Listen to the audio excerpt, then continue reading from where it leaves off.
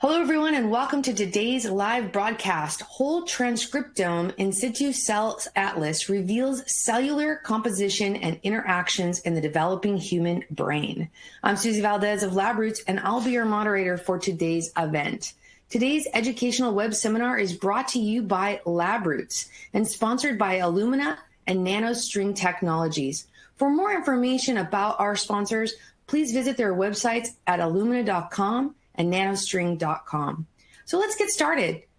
I'd like to remind everyone that this event is interactive, and we encourage you to participate by submitting as many questions as you want at any time you want during the presentation. To do so, simply type them into the Ask a Question box and click the send button. If you have any trouble hearing or seeing this presentation, click on the support tab at the top right of your presentation window, or report your problem by clicking on the Ask a Question box located on the far left of your screen.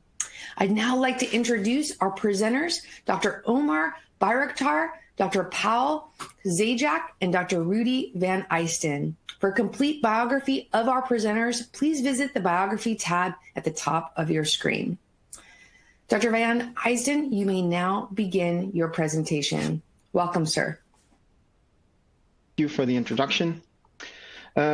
So I'll just take a couple of minutes, not too much of the time to take away from the scientific talk from Omer. My plan is just to give you a brief introduction on the technology that has been used there. So it's an introduction into GeoMx Digital Spatial Profiling.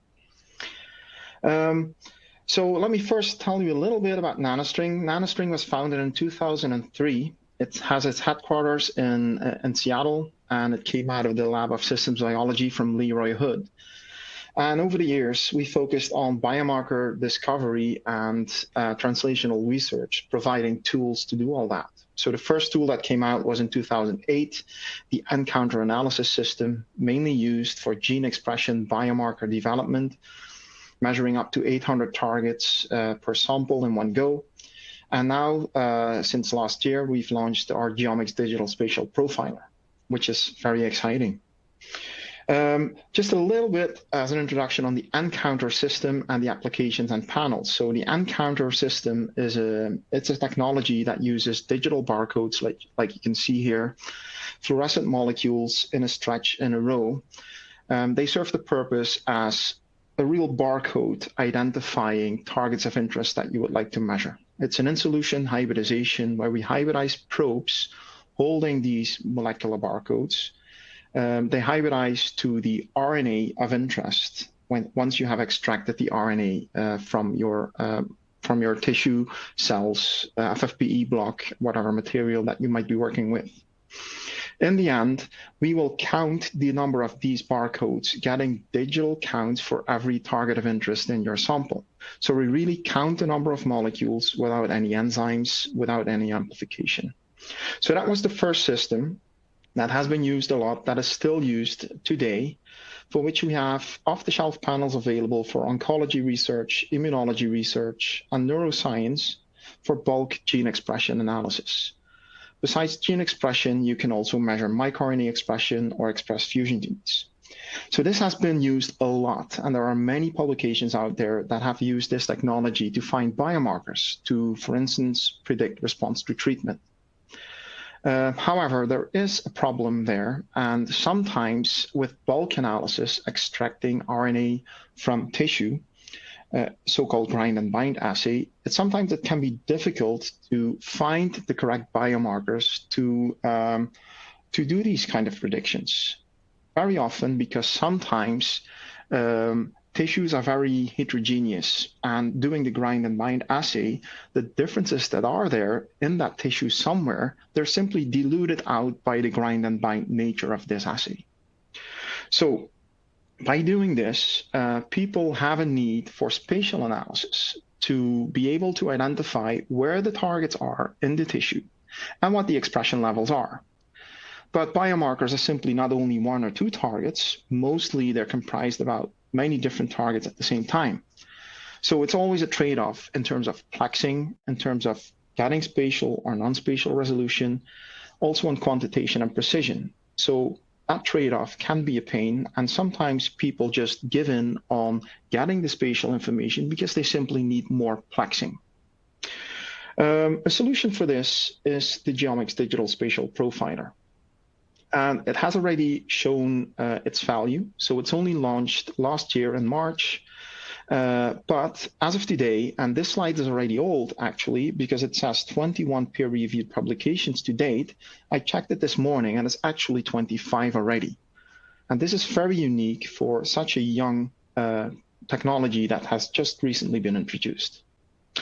So the way it works is we have a collection of antibodies or a collection of in situ hybridization probes that are labeled with a fluorescent molecule.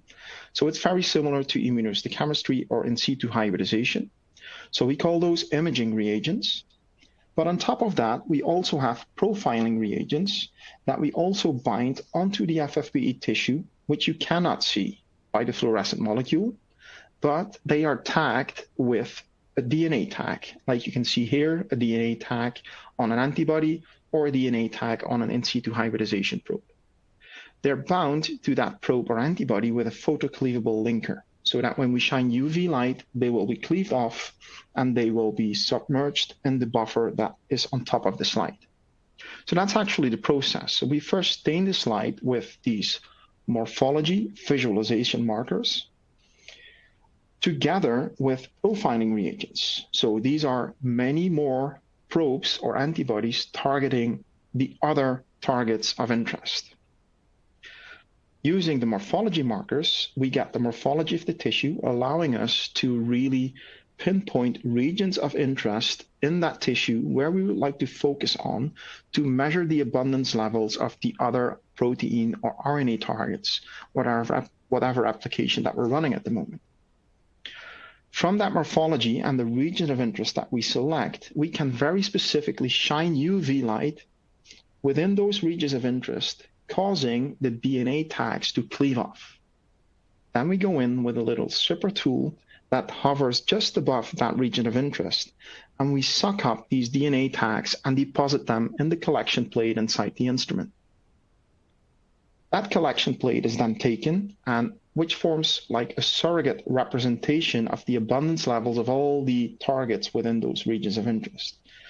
Then we either measure the abundance levels through the digital nCounter technology, or like has been done in this situation that you're going to hear about later, using Illumina sequencers to do the counting of these barcodes, thereby counting the number of targets in the regions of interest on the tissue. So we'll get digital counts in the end.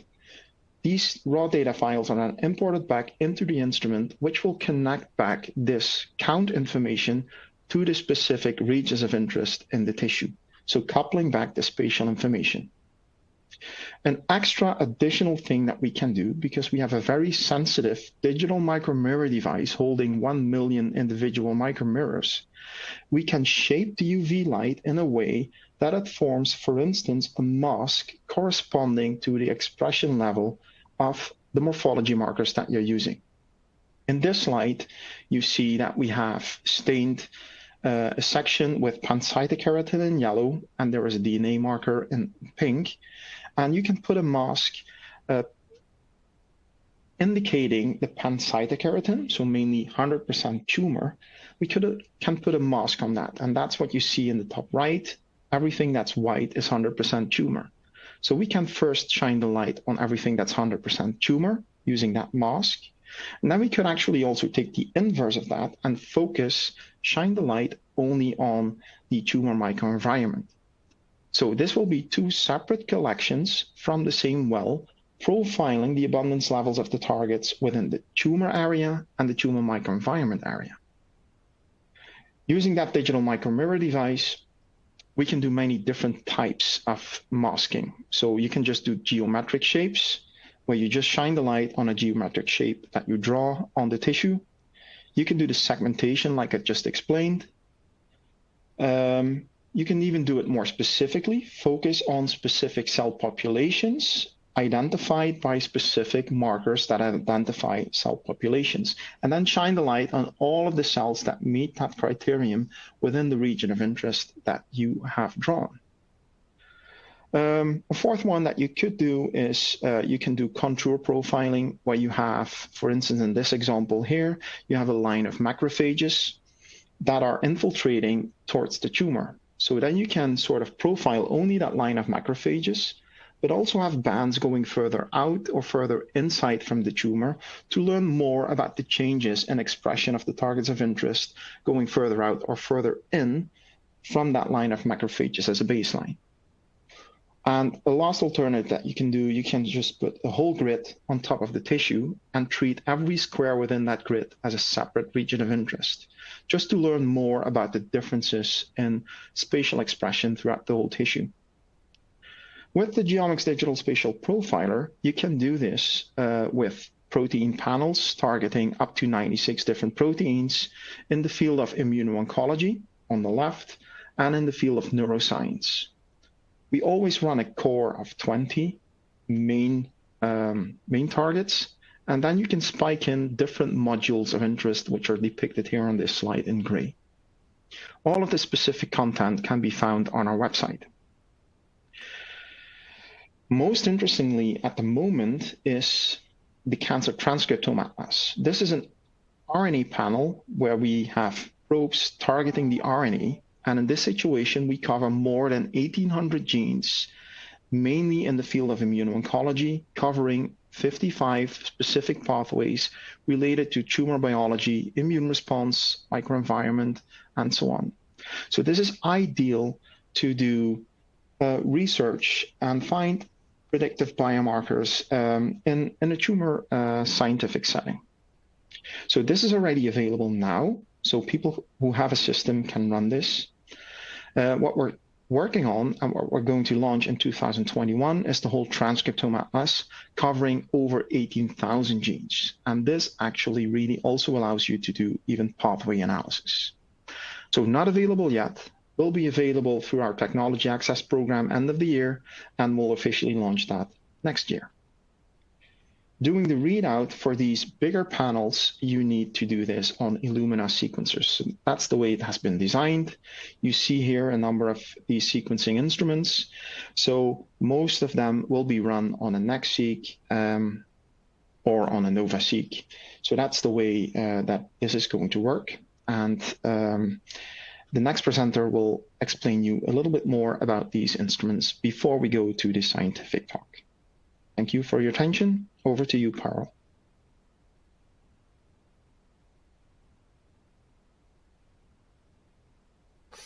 All right. So thank you so much, all of you, for joining us at this webinar. And spatial biology is a really exciting area because it allows you to dig deeper into your tissues and get an increased understanding of what is going on, the processes that are going on. And my name is Pawel Zajac, and I'm part of Illumina's marketing team. And I have the great pleasure in the next couple of minutes to tell you a little bit about our company, what we do, and how Illumina sequencing is an integral part of the spatial biology workflow. And first, I wanted to start with a brief introduction of Illumina. So for those of you who are not familiar with our company, we are a global company, and we develop, manufacture, and market innovative next-generation sequencing and microarray technologies. And our technology enables you to make foundational discoveries, to learn more about biology, but also to transform medicine and ultimately to impact lives.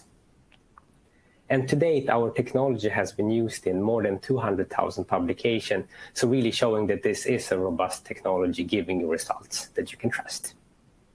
And you can get access to the technology in one of two ways. Either you can purchase a sequencing system, a sequencing solution, and implement it in your own lab, but you can also gain access to the technology through a service provider.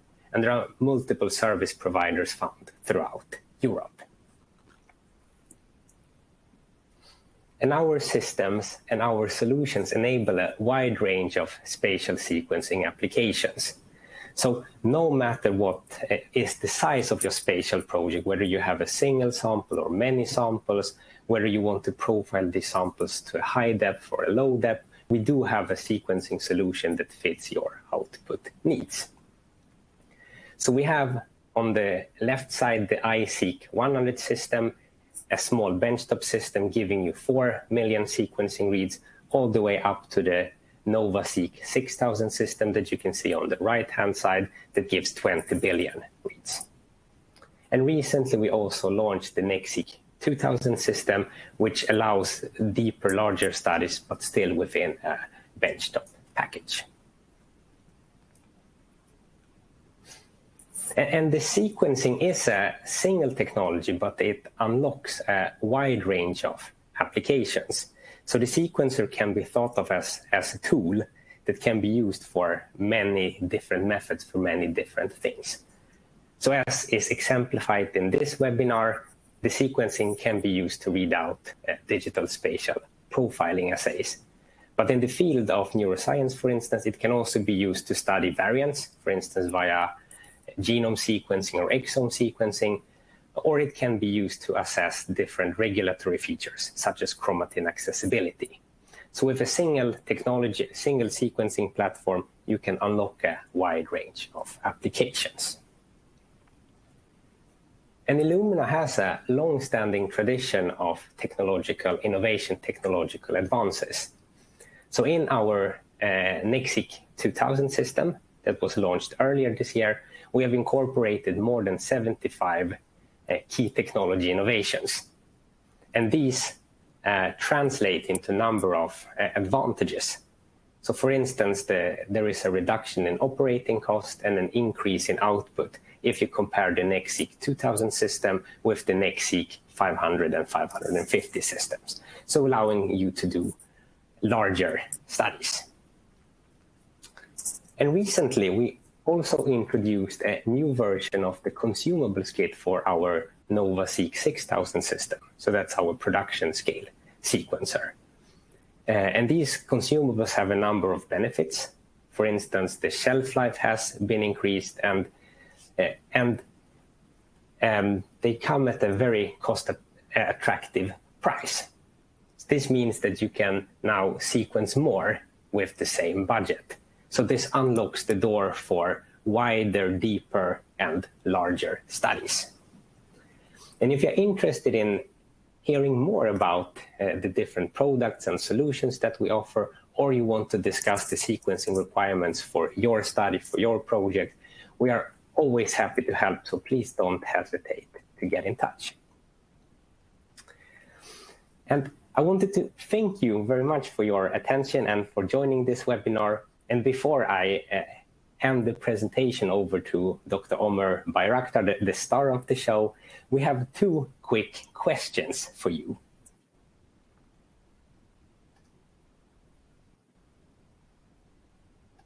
And the first question is, are you planning to run a spatial biology research project in the future?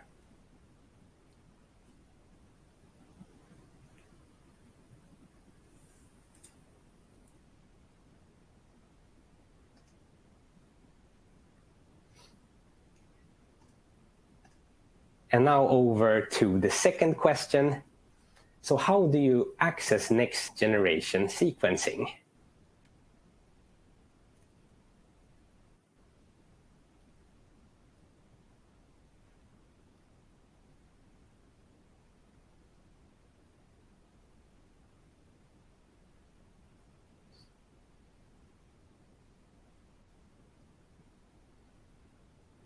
Excellent. So thank you so much for answering the questions. And now I will hand the presentation over to Dr. Omer Bayraktar. Please take it away. Thank you, Pawel and Rudy. So it's a pleasure to join all of you here today across this webinar.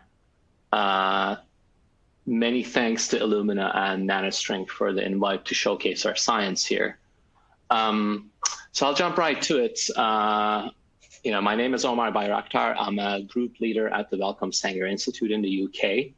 Our lab is interested in studying cell type diversity in the human brain, and today I'll tell you about how we've been using the newest nanostring whole transcriptome profiling technologies to study the cellular architecture of this wonderful tissue. So as I said, the questions in our lab research questions are geared on understanding cell type diversity in both health and disease. As many of you might know, in both the developing and the adult human brain, there's an astonishing diversity of different cell types. Most people would be familiar with the fact that neurons are an extremely diverse set of cells in terms of their functions, their electrophysiological properties, shapes, and molecular profiles. In addition to neurons, there's also a vast array of non-neuronal cells in the brain that are really important for neuronal function. These include astrocytes, oligodendrocytes, and microglia. So after years of neuroscience, what we know is that for normal brain function, all of these cell types need to be performing really different tasks, and they need to do this in a coordinated manner within each other. And on top of this, we are now starting to appreciate that in many neurological and neurodevelopmental disorders, we are dealing with specific defects in each of these different human brain cell types. So understanding how different these different cell types are from each other and how they do what they do is really critical to understanding brain function and health and different disorders. What our lab does is we use cutting-edge genomics tools to study brain cell types. The tools and the workflows that we depend on heavily involve a combination of the now almost ubiquitous single-cell RNA-seq technologies with the newly emerging spatial genomic methods. So I assume that most of you are already familiar with what single-cell RNA sequencing can offer in terms of identifying cell types in a tissue. It is a wonderful and unbiased method that allows you to take a very complex tissue like a human brain. You perform a bind and grind assay by putting the tissue in a blender, getting a suspension of single cells, and then reading the transcriptome of each cell. When you do this in an unbiased and molecular level, you can actually identify all the different types and subtypes of cells in a tissue. This is a wonderful piece of information to get started studying your tissue of interest, but what it misses out is actually the spatial context of all these different cell types. Where are all these different single-cell RNA-seq subtypes in a tissue? What are their neighbors? What happens to them in patient samples in disease? So to answer these important questions, sort of a new field has been emerging over the past 5 to 6 years. I think, quick way to describe it is spatial genomics. And so far, it's been mainly based on sort of 2 different technological approaches. The first approach is spatially resolved sequencing, where different techniques aspire to capture transcriptomes from thin tissue sections in a positional manner and read them out by sequencing. As I'll tell you in the next slide, this is a wonderful method to get high throughput data, but it has certain limitations.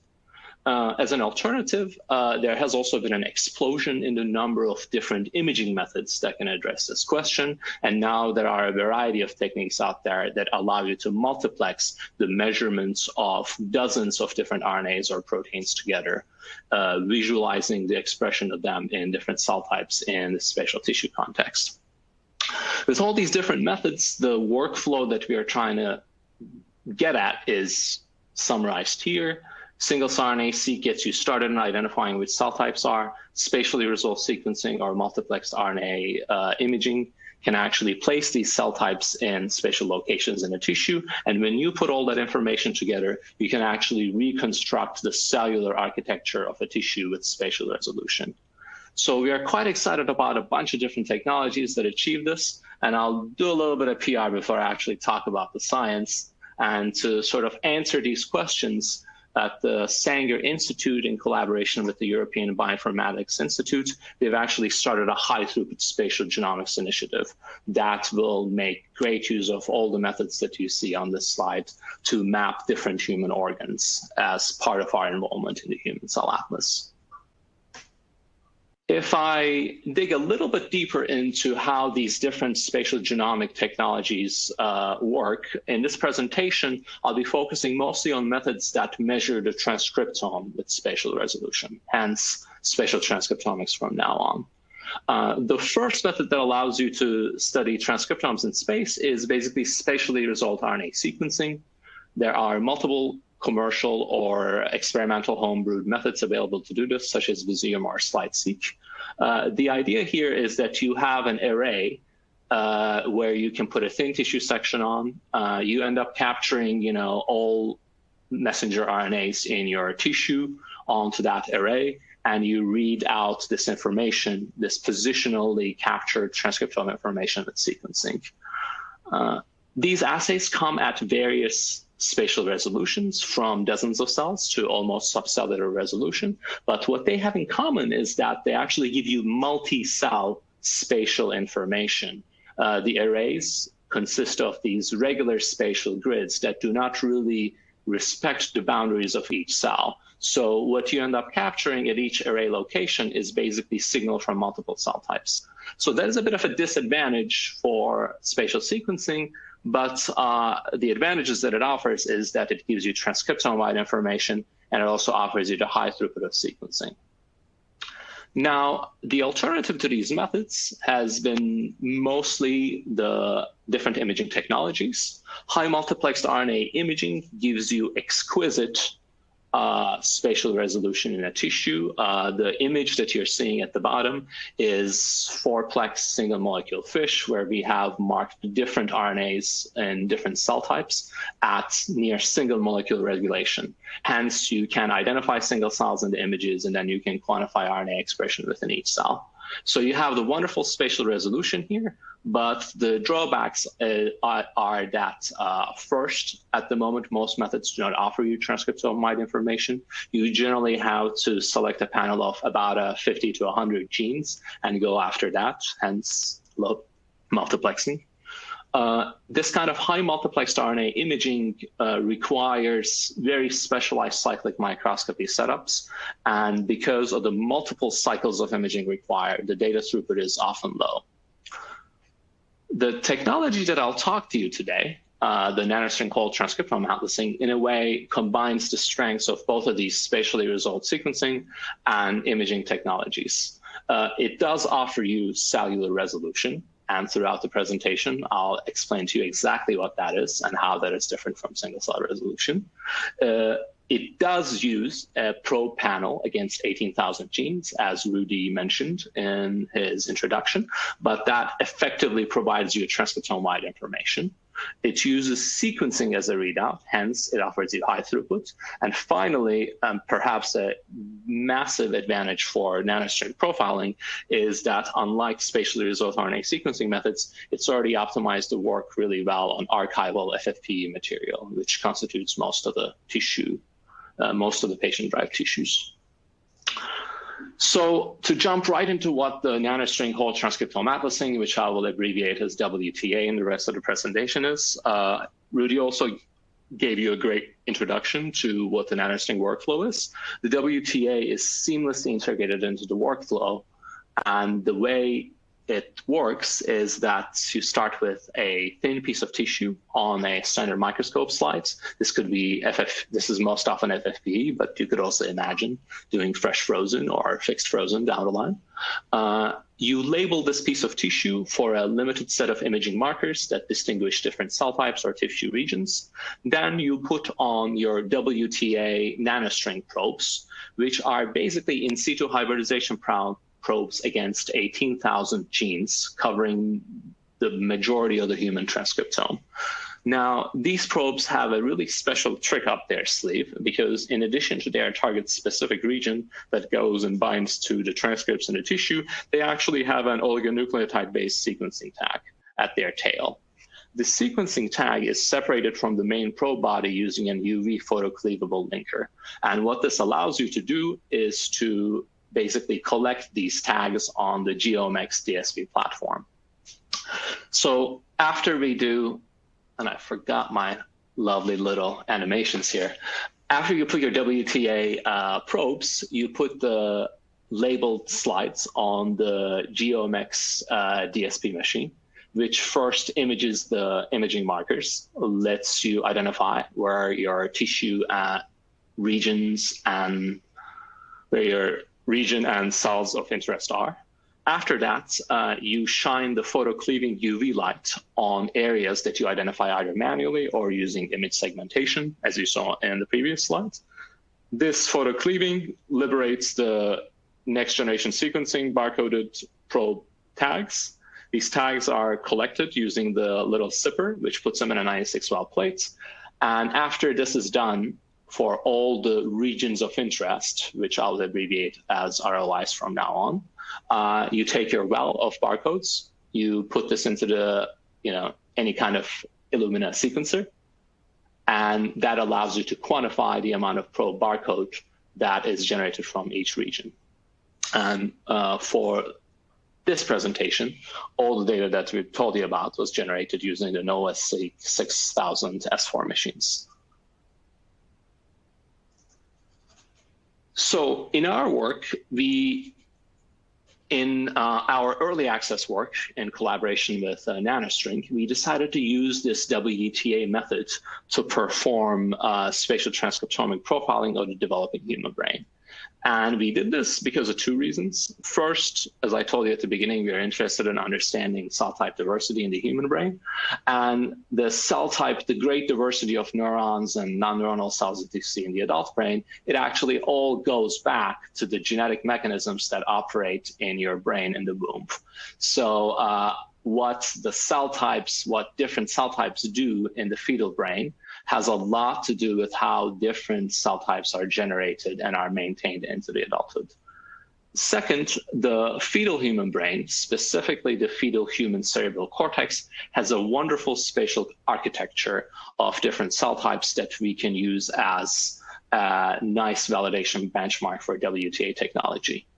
The main spatial architectural principle of this organ is that it's split into two compartments. The first compartment, as you can see in the diagrams in the middle, is the germinal centers, where different populations of neural stem cells and neural progenitors reside. In these germinal centers, which sub-stratify into zones such as the ventricular zone, outer subventricular zone, intermediary zone, you have various different populations of neural stem cells, such as ventricular or outer radial glia, and you also have transit amplifying neural progenitors that are generated from these, which are called the IPs, and those are marked in blue, while the radial glia are marked in green and red. The development of the neocortex, the cerebral cortex, is quite complicated, but it actually follows a rather sort of simple fundamental principle. You have your neural stem cells in the germinal center. They undergo series of cell divisions to proliferate and also give rise to differentiating neurons and non-neuronal cells. These newly born neurons then actually physically migrate out from the germinal centers into the differentiated parts of the tissue. And this part of the tissue is called the cortical plate, which is basically the structure that gives rise to the mature adult brain containing all the different differentiated neurons and non-neuronal cells in the future. So if you were to then look at the different distribution of cell types in the fetal cortex as a summary, you get your neural progenitors and of different kinds in the germinal centers. You have newborn neurons in the germinal centers. There you can see a physical migration of differentiating cells out towards the cortical plate. And in the cortical plate, you have different populations of differentiated neurons. To complicate the picture a little bit for you, Today I'll also talk about sort of a second population of neurons, which are called interneurons that are involved in inhibitory GABAergic transmission.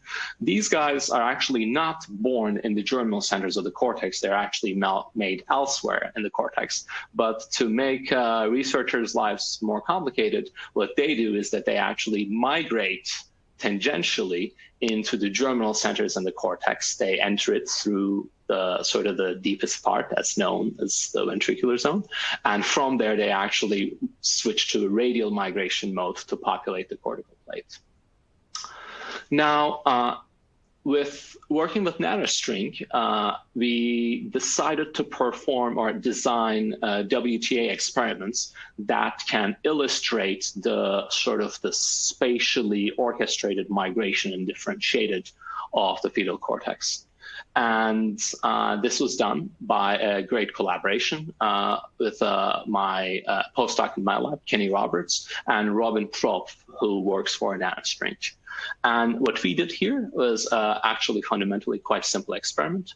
We take a thin human brain tissue section, which is indicated in panel B. We label this tissue section for markers of all neural progenitors, which is shown in green, specific types of neural stem cells, which is shown in red, as well as intermediate transit amplifying progenitors, which are derived from neural stem cells in blue. And if you were to look into the panel C and D, you can actually see the regions of interest that we profile with Nanostring. In D, you can see that across the entire sort of cortical depth, going from the germinal centers to the cortical plate, we have profiled segmental areas that cover different zones and different cell types. The first question we had is that this is supposed to be the whole transcriptome assay. So are we actually measuring the expression of many, many genes in this assay? And the answer, successfully, was yes. So in this plot, what you're seeing is a sort of a gross culmination of all the data that we have collected. What you're seeing here is the number of genes detected in ROIs that contain anywhere from 5 to 2,000 nuclei across the cortex. And as you can see, on an average of 1,200 nuclei that we profile in each ROI, we are detecting the expression of at least 6,000 genes. So that effectively offers you transcriptome-wide information. Seeing this, you might ask me what the sensitivity, the lower sensitivity of Nanostring is. In these ROIs, we have thousands of cells, but can we actually go down to really small numbers of cells? And the answer to that so far is yes. To go about this, what we did was focus on the profiling of one of these specific brain regions. In the diagram in the middle, it's boxed in with the red box, the ventricular zone, which primarily consists of one cell type called ventral radioglia in green. In the 4 different boxes, lettered A to D in the image, you can see that we have profiled with WTA different sizes or different numbers of nuclei. In A, we have something about only 5 nuclei identified by image analysis, and in D, we have about 100 nuclei. And on the plot above, you can see that indeed, even with just 5 cells, we can detect the expression of about 4,000 genes. And as we go up from 60 to 100 genes, we actually start to increase the detection rate to what we see in large numbers of nuclei. On top of this, the genes that we are seeing here are not coming from transcriptional or technical noise or anything. If we were to look into existing single-cell RNA-seq data sets of the brain and pull out genes that are specific to ventricular radioglia, you can see that across each area, we can identify the expression of several hundred of these genes, suggesting that we can indeed detect transcriptome-wide information from as little as 5 cells. The results that we get with this are highly reproducible, both technically and biologically. What you're seeing here now is just the data that we have generated from the cortical differentiated plate. And what you're seeing is data from 2 tissue sections, which are coming from the same brain. They are consecutive to each other on different slides, hence they can be treated as technical replicates. And as you can see, the expression profile that we get from these 2 tissue sections, these 2 technical replicates, highly correlate with each other. On top of this, when we compare the cortical plate from different cases, so now we are comparing what we measure in the cortical plate from brain donor 1 to what we get in brain donor 2, we also see high technical reproducibility, suggesting that the results of the WTA assay are highly consistent. Now, the WTA assay is probe binding based. Hence, you expect to see a certain amount of background binding, because having 1, 5, or 20 probes is not going to give you 100% specific detection of your target transcripts. So to go about identifying what this background is and subtracting it from the WTA data, a graduate student in our lab, Alexander Ivazivadis, built a wonderful toolbox that we called in situ cell sequencing, or in situ cell ISC tools. In building this, he was influenced by new probabilistic generative models developed for single-cell data analysis by Nur Yosef, as indicated in the cited publication. And simply what this model does is that it looks at your WTA data. It identifies what the real signal is, which we call as the biological signal, and it also identifies what the technical noise is. The technical noise comes from both the sampling noise of WTA, but it also comes from this non-specific binding of the probes. And while we identify this using modeling, we actually based this model on experimental measurements of negative control probes that are included in the WTA assay. So without going any further into how this model works, I'll actually show you how it performs. So the first thing is a control. What we have here on the left are plots showing the expression of a very well-known neuronal marker, STMN2, across different regions of interest across cortical depth. So to orient you with these plots, every dot that you're seeing on there is the expression in one region of interest. The x-axis corresponds to the sort of cortical depth position of the region of interest. So they go from left, the germinal zone, ventricular zone, to the right, the cortical plate where all the differentiated neurons are. And then on the y-axis, you can actually see the sort of normalized expression levels. The blue and the red dots that you're seeing there are, the blue is the raw data, which is uncorrected, and the red is the background corrected data, which is estimated by our model.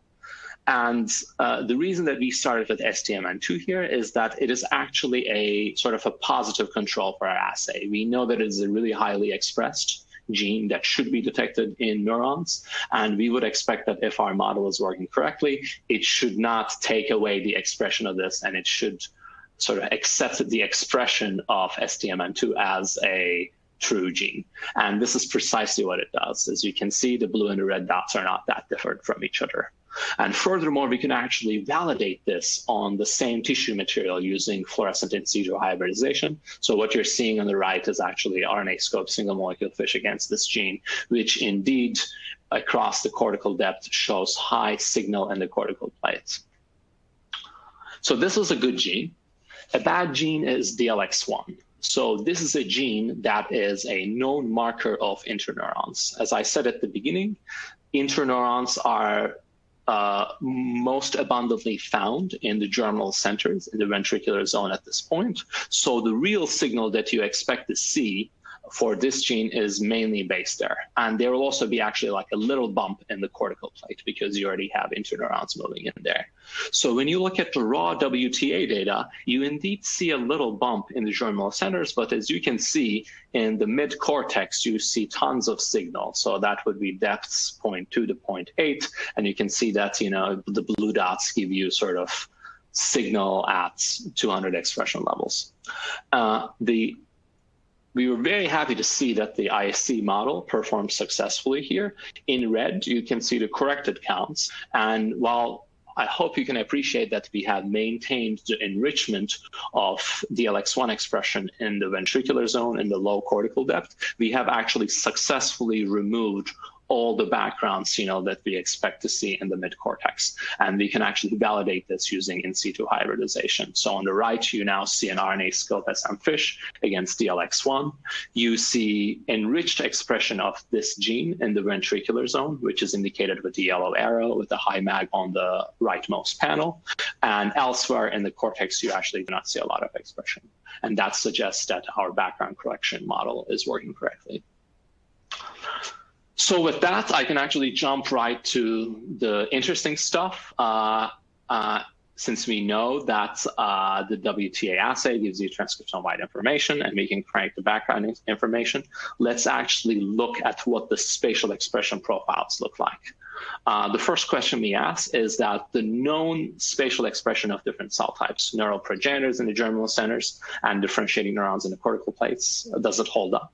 And the great answer to this is yes.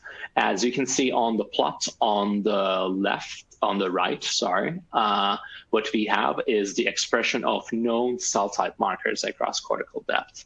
And I hope you can appreciate that as boxed in red, we see highly enriched expression of neural stem cell and neural progenitor markers in the germinal centers of the ventricular zone. And conversely, we see that the expression of different types of neurons, maturing excitatory or already mature excitatory deep layer neurons, is enriched in the cortical plate, suggesting that we can actually successfully visualize spatial gene expression patterns using this technology. Now, we did the spatial cell type marker mapping largely as a validation to see if we would get the known cell type distribution, but after that we wanted to do some fun stuff with it. And the first thing we did was that we wanted to see if the expression of genes that have been genetically linked to different neurodevelopmental disorders or things like brain size, whether we could detect that they were spatially enriched in different parts of the cortex. And in doing this, we were greatly influenced by a study which did lots and lots of bulk RNA-Seq of different human brain regions to suggest that the expression of about 100 or so genes that are genetically linked to autism are actually strongly linked or enriched in deep cortical layers in the cortical plates. And we were really happy to see that when we compared the expression of these genes linked to autism with other disorders, as well as the old genes as a control, we could indeed validate that the expression of these autism genes were enriched in the deep cortical plate compared to other parts of the brain. So what this shows you, I think, is that while the WTA assay can nicely illustrate where the expression patterns of different cell type markers are, it can also give you information on disease-related gene expression. So the experiments that I showed you so far, we're doing bulk region of interest profiling. In each region of interest, we had hundreds of different nuclei, hundreds of different cell types. And as I showed in the beginning, we're actually quite interested in taking this data, and we're interested in putting this together with cell type specific information with single-cell RNA-Seq and enrich the level of biological information we get from it. And to do this, we actually adapted a workflow, a computational workflow that we call cell-to-location, that was recently developed by a graduate student in my lab, Vitaly Kleshchevnikov, as part of a great collaboration with Oli Stegel, who is based in Embel in Germany. And the idea here is that you can, from the same piece of tissue, you generate both spatial transcriptomics data that consist of many cell types in each location, but on top of it, you have your single cell or single nuclei reference. Cell-to-location computationally puts these two together to locate the reference cell types from the single cell data sets on the spatial transcriptomic data. And what that achieves is it allows you to, in one go at really high throughput, locate the spatial position of every single cell type in your tissue of interest. So to go about doing this in the human brain, we turned our attention to a sort of previously published single-cell transcriptomic atlas of the human cortex. This wonderful paper from the Geschwind lab did exactly this at a sort of a gestational age that matches what we did in our in our WTA profiling. In their wonderful study, you can see that in the plots in panel B, that they have actually identified over 20 different major cell types that make up the cortex, covering both the known subtypes of neural progenitors from the germinal centers, as well as different types of neurons from the cortical plates. Our idea in our workflow is that we take this dissociative single-cell RNA-Seq atlas that was published, we take each one of these cell types, and then we map their locations in our GeoMx WTA data across the cortical depth. And what this allows you to do then is across each of our regions of interest, across cortical depth from the germinal center to the cortical plate, we can identify both the proportions and the densities of each cell type in these data sets. So some controls before we actually dive deep into this. What you're seeing now is cell to location mapping results of one subtypes. It's the outer radioglia, which is the neural stem cell that is concentrated in this region called the OSVZ. And if you look at our cell to location results, you can see that indeed we have successfully mapped this cell type specifically to the outer subventricular zone in the germinal center.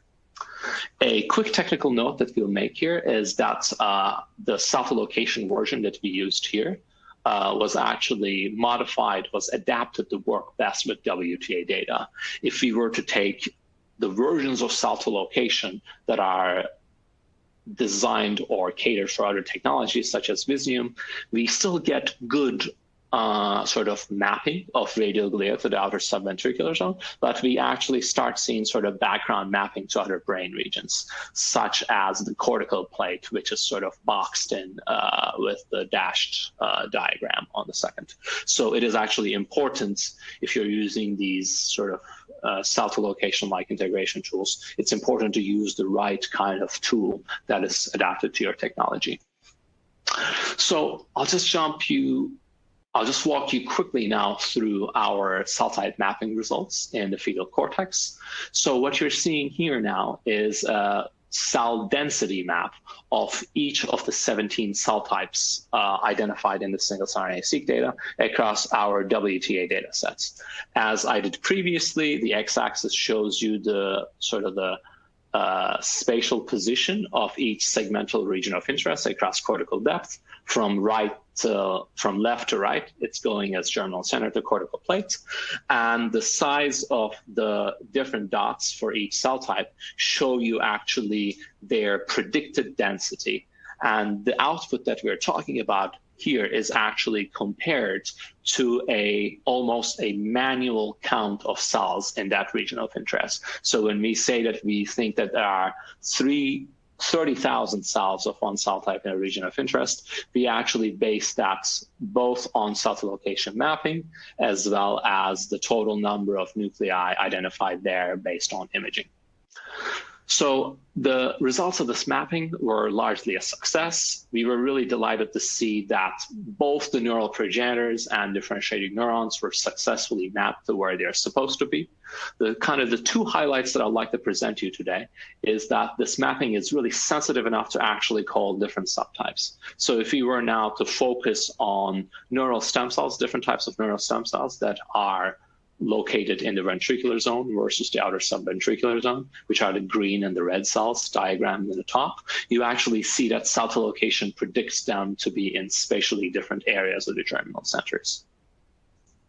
In a similar manner, when we look at the spatial positions of neurons across different steps of their differentiation, we see this really wonderful spatial gradient. We see that newborn neurons, identified as XN, are located in the germinal centers. The migrating neurons are sort of found transiting between the germinal centers and the cortical plate. And then the differentiated neurons, which are indicated as MU and DP1, are nicely located in the cortical plate, suggesting that the cell type mapping has the sensitivity to be able to distinguish the spatial positions of finely related fine stages of neural differentiation. Finally, the advantage of doing something like a WTA assay, in a way, I think one of the major advantages over other methods is that it's high throughput. The data that I showed you before, or showed you so far, was generated at 1 age during fetal development. It's 19 post-conception weeks. With the throughput of the WTA assay, we could easily start looking at tissue from donors from other ages in fetal development. And here now, what you're seeing is the cell type mapping comparing 14 to 19 post-conception weeks. And when you look at these maps, there's really a huge wealth of information that you can identify. For example, between 14 and 19 weeks, you can sort of see that both qualitatively and quantitatively, we get this big increase in the number of interneurons that are colonizing the ventricular zone, the cortex. And at this time period, we also see a big increase in the number of neurons, excitatory neurons, that are accumulating in the cortical plate, showing you that we can actually get really nice comparative information using this methodology. Finally, what I'll close by is the sort of the next level version of WTA technology. So far, I told you about doing the bulk WTA, bulk region profiling, and the single-cell deconvolution. But as I said at the beginning, what the WTA tech does is that using imaging and sensitive, region-restricted photocleavage, it allows you to actually perform cell type-specific WTA profiling. And in this experiment, what we did is that we picked regions of interest that were quite similar to what we processed for our bulk ROI experiments. So the bulk ROI experiments are indicated as white boxes on the image on the left, and then the yellow boxes with the green boxes with the asterisks are the adjacent regions where we did our segmentation. So within each region, what we achieved to do in this experiment was use image segmentation to identify different cell populations based on their markers and profile them. So in red, we have neural stem cells that are distinguished by the expression of HOPEX. In dark blue, we have EOMs positive intermediate progenitors. So, these two populations are identified by segmentation of the image markers, and then they can be photocleaved distinctly with high spatial resolution to give you their WTA sequencing tags. And after we do this, we also do a couple control things. So we also identify the reference rings, so buffer zones around each cell type, allowing us to measure the diffusion of the RNA signal. And after we were done collecting our neural stem cell and IP regions of interest and reference rings, we also collected everything else, which is the residual. And from the get-go, you can see that this kind of approach is successful. The first piece of data that you're seeing here is the number of genes that we detect in each segmented area. And you can see that for both intermediate progenitors and neural stem cells, red and blue, we can identify almost up to like 4,000 to 6,000 genes for each cell population within each ROI, giving us that transcriptome-wide profiling information. Now, the litmus test of knowing whether cell type specific profiling worked is comparing the expression profiles, WTA expression profiles of these two different populations. And when we do that in red and blue, we indeed observe that the right kind of markers are enriched between them. And furthermore, what we can do is that we can engage our probabilistic generative model that we used for background correction earlier, and we could actually increase the number of genes that we identify here. So I think at the moment we are actually up to almost like 1,000 genes that we can distinguish between these intermediate progenitor and neural stem cell areas of interest. And many of these genes, we're happy to see, include known cell type markers of IPs or neural stem cells. We can also see, since we are doing transcriptome-wide information, we can also actually compare the data that we're generating here to single-cell RNA-seq. So what you're seeing here now on the plot on the left is the expression of the WTA profiling of all genes that we could detect in intermediate progenitors, marked in red, on the y-axis. And then on the x-axis is the mean expression profiling of the matching cell type clusters from the single-cell RNA-seq dataset that we showed before. As you can see, the correlation here is not perfect, but there's definitely a strong relationship between what you get from WTA and single-cell RNA-seq, suggesting that the information that we're gathering here with cell type specific profiling is indeed accurate. So I went a little bit over time, so I hope that was all right with everyone. What I'll do is I'll just sort of walk you through the conclusions very quickly. So hopefully today I convince you that the WTA assay can be used on FFPE tissues to extract gene expression with spatial resolution from bulk regions as well as cell types of interest. I presented to you a background collection model, which improves what we get out of nanostring data, and it correctly estimates the extent of non-specific binding for each WTA probe. The application that we presented to you today on human fetal brains, I think it is actually the first validation of genetic data that autism genes are enriched in a specific part of the developing brain. Using an adapted version of our spatial transcriptomic integration model, we have actually found novel localizations of multiple cell types, which I could not cover due to the time limitations. But I think what I showed you today illustrates that we can map the spatial locations of many cell types in high throughput using both WTA and single cell technologies. And finally, using the cell type specific profiling that I had at the end of the presentation, we can even extract cell type specific information from WTA profiling. So with that, I'll quickly acknowledge the people who did the work. Kenny, great postdoc who worked on the wet lab site. Alexander and Vitaly are the graduate students who worked on data analysis. Robin Trop from Nanostring was instrumental in all of these experiments. I'll close by one PR piece. As I said, we are doing spatial genomics stuff at high throughput at Sanger and EBI, and we are recruiting people. So if you're interested, please get in touch. And with that, I'll hand this over to our moderator and take questions.